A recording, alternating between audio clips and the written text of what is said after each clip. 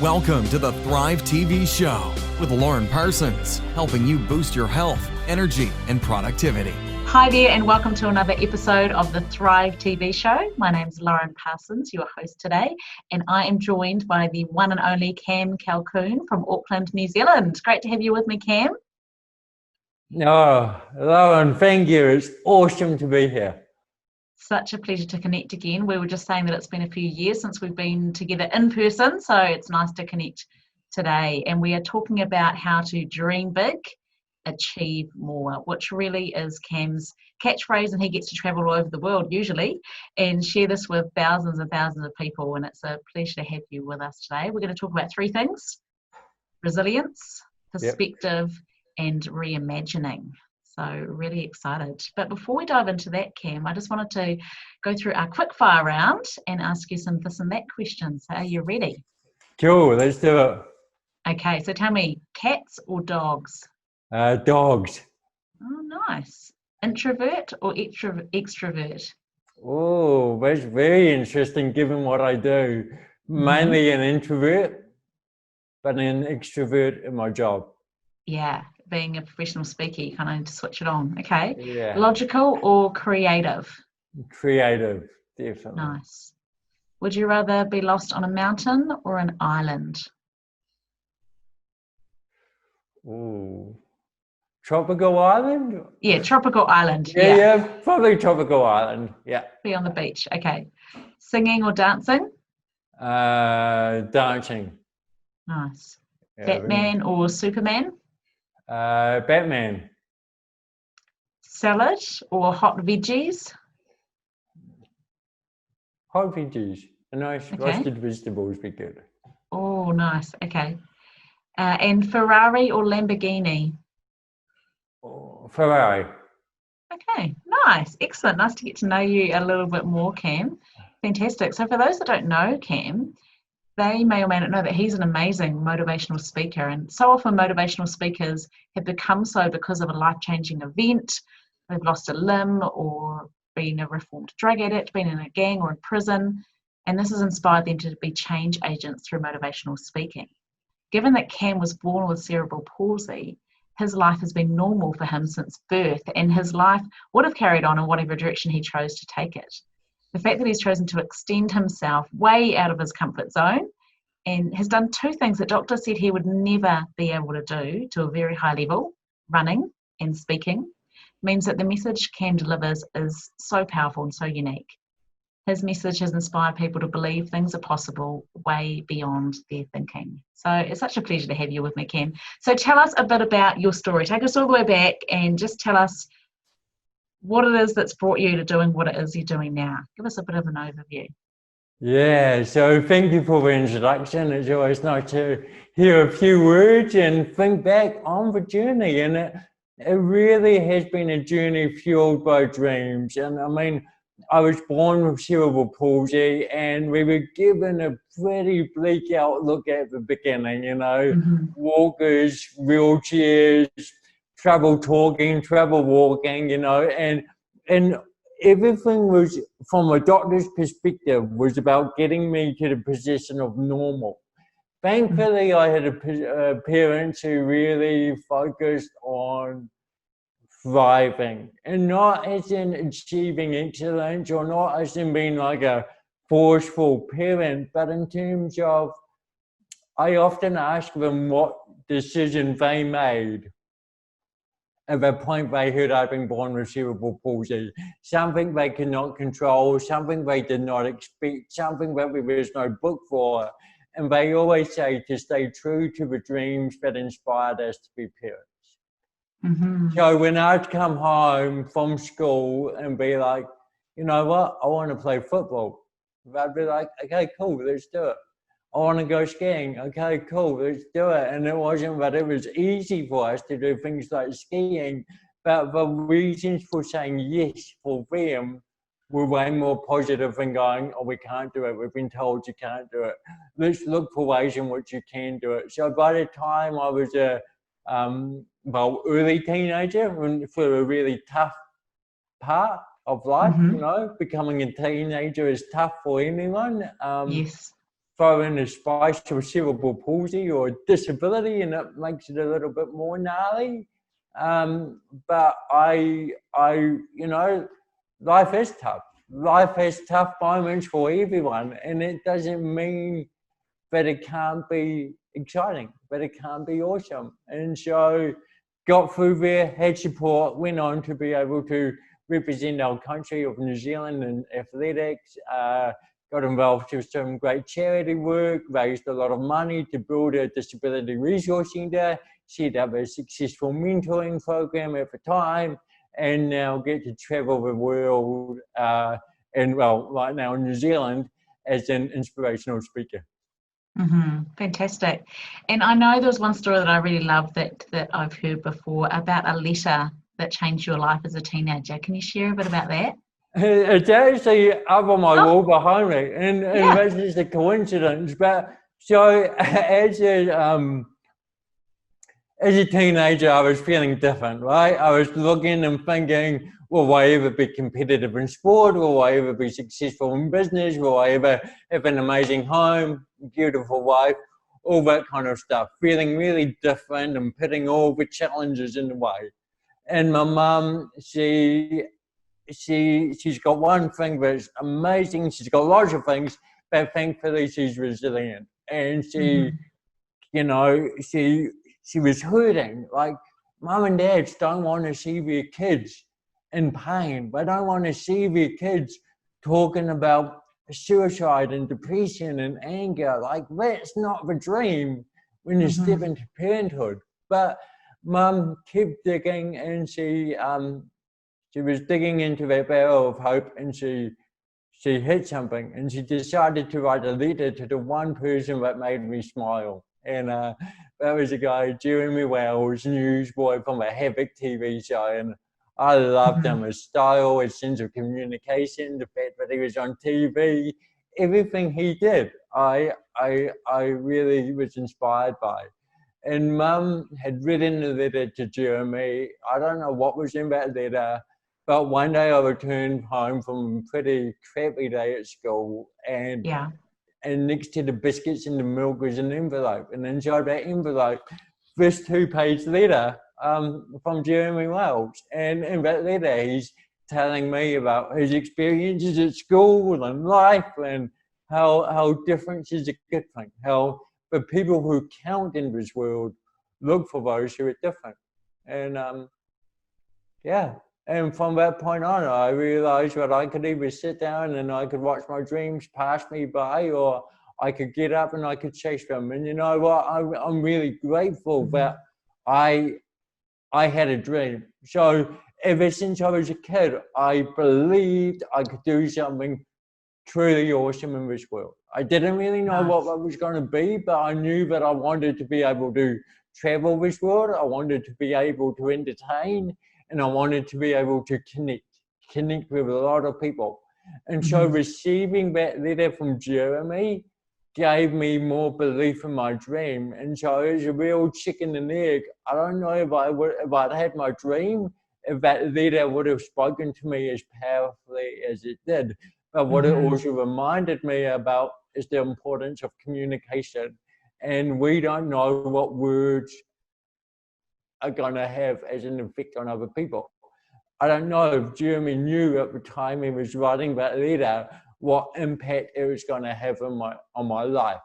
And so that got, you know, it was cool to get as a 14-year-old, but it was cool. It wasn't amazing, it was cool, you know.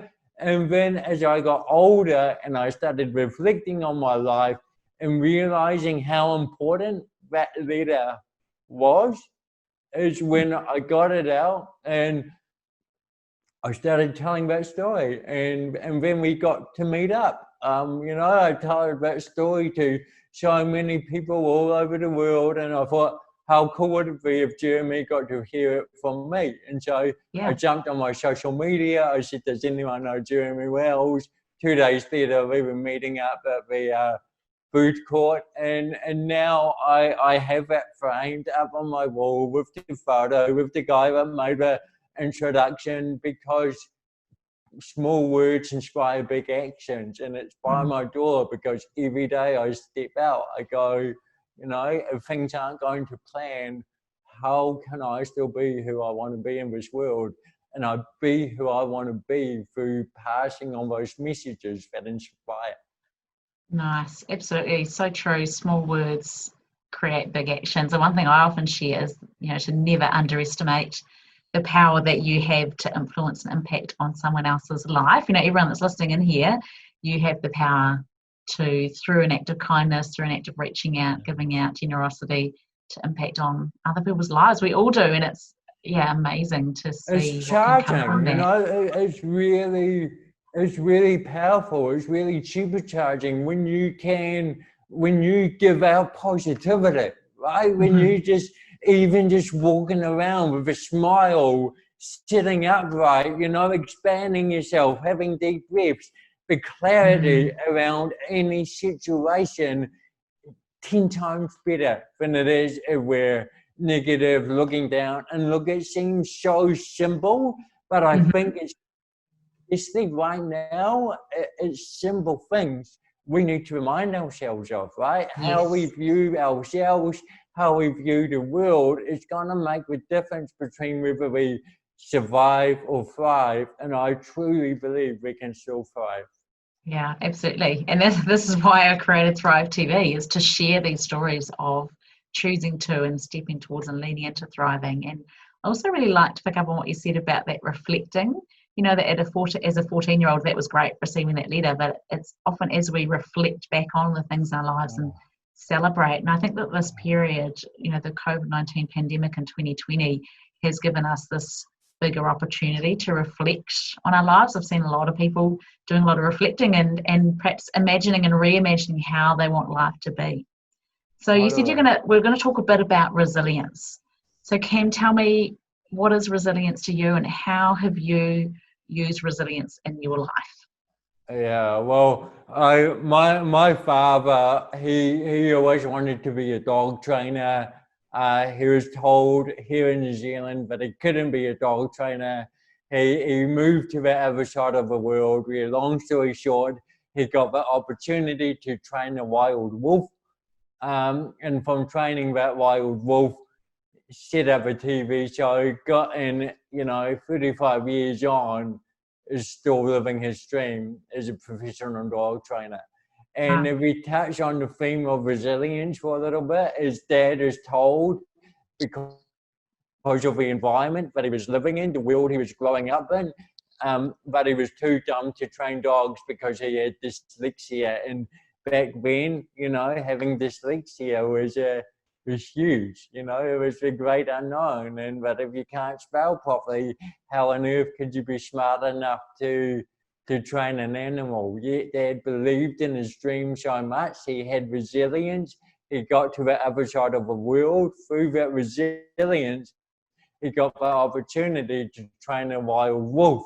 And that every dog, since the beginning of time, originates in the DNA from a wolf. And so the fact that Dad got that experience through believing in himself, that to me is the true demonstration of resilience. My grandmother, my Oma, she was a teenager during World War II, living in Holland. She was Jewish.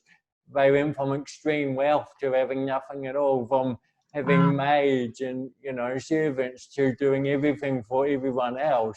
But in the years to follow the war, she was the first in her family to move to the other side of the world, Wellington, where she got the opportunity to establish a restaurant and a cafe. And today, at 97 years of age, isn't simply surviving, she's thriving. She's got an energy. And up until the age of 80-something, she still had a job, and it was driving old people to the hospital. And these people were younger than her, right? But because of that attitude, because of her resilience, she'll live on to 120-something, 150, because she just has that resilience, that strength. And to me, that's what resilience is. It's the ability to have a dream, to have a vision, and no matter what comes into our life, we can see it through. We can fulfill it. So what are the building blocks to build that? Because that does sound amazing, but I'm just thinking for people that are listening in going, yeah, I'd love to have more resilience. I'd love to be able to stick to my dream, but sometimes I get discouraged, Cam. Sometimes I don't feel like it. What are the building blocks that you'd share with people to build their resilience? Yeah, so they get discouraged by the perceived reality, right? But being told that you can't walk properly and being told that you can't speak properly and going on to be an athlete and a speaker, you know, and it comes down to what was that dream and that if it's meant to be, it's up to me. Yep, there's tens of thousands of reasons why someone can't do something. Why we can't do something, you know what, there's all those stories. Actually, there's not as many stories. There's a fewer amount of stories of people who truly succeed. But when you look at what they've done, they've just believed in themselves, right? They've had this support, but they've had the dream, because it's all good getting support. But if you've got no dream, if you've got no vision, what does that support really mean to you? And now your vision, your dream doesn't need to be, I want to be a doctor, I want to be a scientist, I want to be, it doesn't matter what for me, it was, I want to live a life where I can travel, where I could entertain, and where I could connect, right? I really, really wanted that. And so whenever things got in the way, I asked myself, how does this affect that dream? You know, do I want to get to the end of my life like a real big? Do I want to get to the end of my life and think I didn't do that because this person told me I couldn't? And so how do we build that resilience? We're so lucky to have social media, but get rid of, be in control, be a master of your social media. What do you want to be coming into your feed, right? There's all this thing of social media gets in our way and it teaches our kids bad things. Inspire them to have amazing people coming up into that feed. You know, if you're going to watch an hour of the news, watch an hour of a TED Talk as well. Totally agree. Yeah. You know, just to show, there's this world where there's wars. Oh, by the way, what has happened to all the wars during COVID? I don't know. You know, that's quite interesting as well. You're not seeing it up on the TV. Control your social media. I was doing, you know, first few days, weeks of COVID, I was, you know, watching the news, feeling, you know, a little bit heavy. And then I was like, you know what, I'm just going to choose what podcast I'm listening to, and none of it had anything to do with COVID. And it wasn't about becoming ignorant or not knowing what was going on. Still have that going on, but right now, this is still my life. I still had these plans for 2020 that aren't happening, but I have to be inspired as to how am I going to look at 2020 to still make it as awesome as it can be. Absolutely. Yeah, and I totally agree. And it's one of those things, I think so often we just get into the habits of doing what everyone else is doing, but something that's unique that I choose to do is we don't have a TV. We sometimes watch movies and things on Netflix, but I actually purposefully don't watch the news. And so I haven't actually noticed and picked up on that thing that you mentioned about the fact that we're not seeing reports about war, because I wasn't seeing it either. And yes, it means that I'm sometimes not as highly informed up to date as I could be, but all of the important things, I do hear about it through people and I can look it up online. But it's really critical because the things that you're constantly feeding your brain with are the things that you're thinking about, and they impact on how you feel, and they totally impact on your resilience. I think it's a really great practical tip. And there's that, like, you know, that thing of absorbing stuff in, you know, that we don't always know what impact stuff is having on us, you know. We don't know that living in a dark room is going to be, you know, changing our mindset necessarily, you know. And so as soon as you have something where you're like, oh, maybe that's going to influence how I think, change it. And if I look back on life, that's what I've always done, you know, as simple as if if if there's something and I don't like how it looks, and maybe it's just a big crooked, you know, I'm walking out the house to do a speech and there's a book and there's a big crooked on the shelf. It's not that I have OCD, because there are crooked books in my house, but it's about right now going, I can change that, and I want to change that so that the small things don't get in my way. Yeah, and we And know from the research, like that if we can focus on the things we can control, that boosts resilience. So there's so much outside of our control, but focus on things you can control and make the difference that you can. 100%, 100%. Yeah. So you mentioned that perspective is so critical, and it has been critical in your journey, you know, the amazing successes you've had, perhaps because of your perspective. So share a bit about that for our listeners.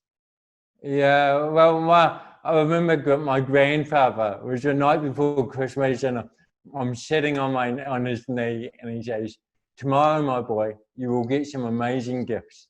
But the greatest gift of all is knowing that everything you need to be all that you can be is out there in the world. Sometimes you will need to change your perspectives. Other times you'll simply need to decide who you're going to be. So, you know, instead of worrying about the way I walk, I decided to be inspired by the greatest athletes in this world to become an athlete myself. Wow. Instead of worrying about the way I talk and seeing my speech as an impediment, I decided to see it as an accent, and was Nice. inspired by speakers and entertainers and successful people all over the world who have accents. And and instead of worrying about what people might think about me, decided to give them things to think about, which is great to be on podcasts like this and with yourself. Fantastic. Yeah. And the thing is that every single person in the world, every person listening to us, you are unique. You are unique. And I love that you're just celebrating your uniqueness, Cam, and just sharing that unashamedly and boldly and in such a positive way that it inspires others, I think, to be able to follow in your footsteps. So thank you for all that you do. Well, I was listening to an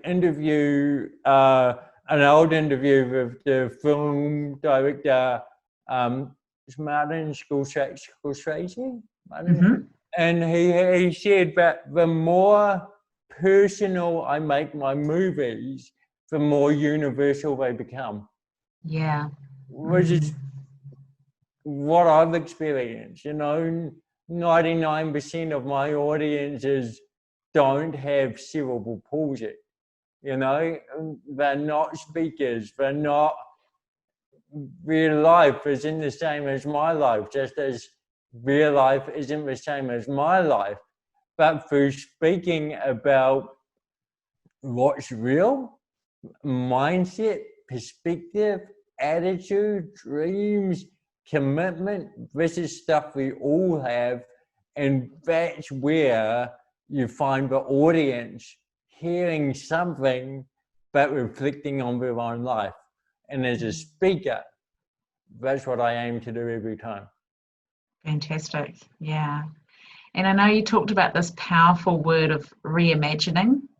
Now, reimagining, because I know that you've got dreams, everyone listening in, you may or may not have dreams. I think that everyone does have a dream. Some of us just have it dormant. It's like a crystal, you know, maybe it's buried deep underground and we've got to dig it up and we've got to polish it up and get it clear. You've got to be brave, you know, you've got to say, this is what the dream is. And it's going back to what we said before of not letting the perceived reality get in the way. Like I have people saying, I don't have a dream anymore. And they do have a dream. It's just that it seems way too impossible or unattainable in that time. But, you know, again, perspective. So how can people reimagine after this, Yeah. you know, up and down year that we've had so far in 2020? What do you recommend to people in terms of how do they reimagine how they want things to be? Well, not to take away from what COVID has been and is, but, you know, perspective is a cool opportunity to validate an individual dream. And I've had clients who have, you know, lost everything, right? And That's tough. I totally get that. But there's a lot of tough stuff happening for a lot of people who still go on to achieve everything. So what is the dream? You know, what is the purpose of doing what you do? And last year, I climbed up Mount Kilimanjaro. And it was something that I never imagined I was doing. It wasn't part of the bucket list. But the reasons for saying yes were way more awesome than the perceptions for saying no. And so Nice. I committed to it. And then I was like, how do I stay committed to something I've never done before? There's something that I don't even really enjoy the idea of walking for 7 days, but I enjoy the idea of conquering something pretty massive. So I emailed a whole lot of people, inviting them on a trip of a lifetime. And from that email, 19 people came up Mount Kilimanjaro. Nice. Just tell us a bit about what that was like. I remember, you know, the final night. So you climb 5 days up, 2 days down, and you're climbing for kind of 5, 6, sometimes 7 hours a day. And the final day going up, you start at 11:30 p.m., right? And so Wow. it's dark. And I asked my guide, I was like, why do we do this bit at nighttime? And he said, well, if you had to see what you were going to go up, you probably wouldn't want to do it. Wow. So I was like, wow, okay. It was pretty gnarly. And it was one step up, half a step back. It was cold. But it was beautiful. You know, we had a full moon. There was no one else around me. We'd gone off on at different times, and it was so dark but so bright from the moon, but I didn't need my head torch on, right? And Wow. you're closer to the stars and moons than ever before. I got to the top. It was 5:45 on the morning of the 15th of June, and just standing up there, the highest freestanding mountain in the world, 19,000 feet, you know. And there were so many times, day 3, you know, I had severe altitude sickness where I wanted to stop, where I was vomiting, where I had a headache for 6 hours, and I'd be seeing other people turning around or being helicoptered off the mountain because of altitude sickness. And I had to dig really deep with the question of, do I stop or do I keep going? You know, and that's something I had to ask myself when I was starting my speaking, when I was doing my athletics. None of it went easy the whole time. There were lots and lots of moments, even as a teenager, just in general, of do I stop or do I keep going? Decided to keep going, because when we keep going, we're going to have a much better story to tell everyone, right? Oh, it's amazing. So inspiring, Ken. And so I asked these guys, who are guys and ladies who, you know, incredible people, best personal development I've ever done. You know, there were people who had billion-dollar companies, people who were singing with Sir Elton John and Pink and Madonna, people working with Sir Richard Branson, you know, 10 years ago, bankrupt, 10 years later, multi-millionaires. And I asked all these people, what did you do in order to achieve your level of success? You know, stuff that people dream of. And they said that at the point of getting comfortable, we pushed ourselves further. And so I realized that things were pretty comfortable as a speaker in New Zealand, you know, doing 120 plus speeches every single year throughout the world. But I wanted to have a bigger impact. I'd always had this American dream, and I decided that I was going to fully commit and move to Los Angeles in 2020. And so gone through the visa process, getting jobs, got booked for an event for 25,000 people. You know, everything was lining up for my ambassadorship with Toyota. I was selected to carry the Olympic torch up in Japan in the relay. Like, all this stuff was lining up, and I was like, this is going to be the year. This is going to be the biggest year of my life. This is this is my tipping point, right? And then COVID came and everything got taken away. 80% of everything that was planned, work, income, was gone. And it sat until I reminded myself of stories from my family, my grandmother, my dad, all that kind of stuff. So I looked around the world and saw how lucky we were. And that what I had to do was detach myself from the outcomes of the big dream. So the big dream when I was coming down Kili was to move, connect, and inspire people like unlike ever before. A result of that was moving to Los Angeles, speaking with 24,000 people, carrying the Olympic torch. Those weren't the dream, they were the result. And so when I then go, okay, so how do I still make this year bigger than ever before? It's a bit like the choose your own adventure books we used to read as children, right? Like those chapters are still in the book, but right now I've got to create other chapters that are still worthy of being in a book. And so that's where I'm like making myself available for podcasts, putting stuff online, giving stuff to people, contacting every client from the last 6-7 years and just saying, hey, how are you? And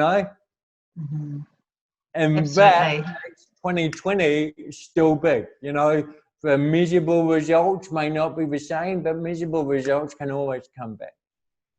Totally agree. Always comes back. All that stuff always comes back. We've just got to keep developing. Wow, amazing. Really inspiring, Cam. Thank you so much. So if people are listening in and they want to get in touch or find out more about you, what's the best way to connect? Facebook, Instagram, social media. It's just my name, Cam Calkoen. It will be in the show notes. I've got a Facebook group, the Empire Project, where people actually want to be having more of a discussion, taking bite-sized pieces of inspiration and thinking, how can I apply this in my life? That's what it's for. Again, going back to what I said before, let social media be the thing that influences you to live the life you want to live. Fantastic. Yeah. And so if you're listening in, if you haven't already been over, make sure you head to thrivetvshow.com where you can watch the video version, TV version of the show, and also get all the show notes down below. So thrivetvshow.com, and you've got a link in and connect in with Cam's group. That sounds amazing. And as you say, when you create a group like that, it does create this opportunity for discussion and connection and inspiration all around the world, I imagine. So fantastic. So Cam, just to close off, if you could share one final thing, what would you like to say to our listeners today? Reimagine.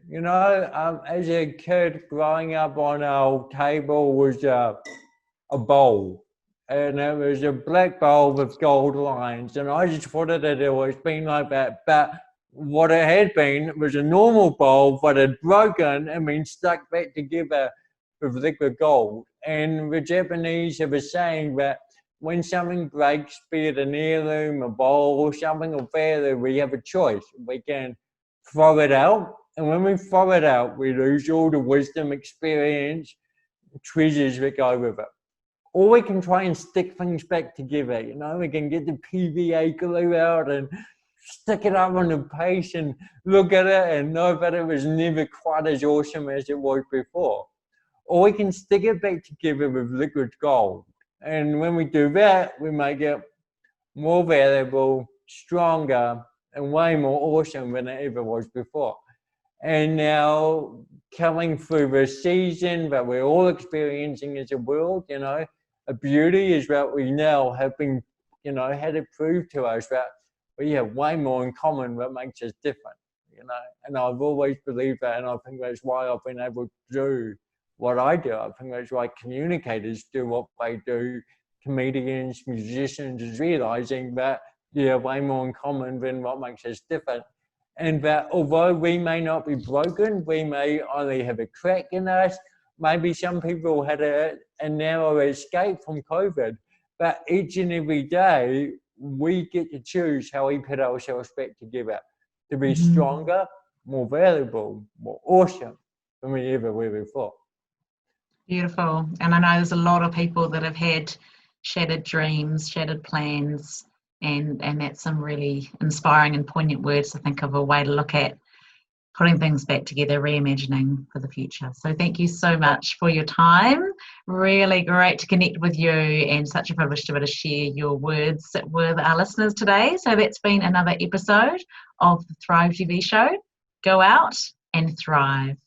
Thank you for listening to the Thrive TV Show with Lauren Parsons. Visit thrivetvshow.com to access the show notes and discover our fantastic bonus content. And be sure to subscribe so you don't miss the next inspiring episode.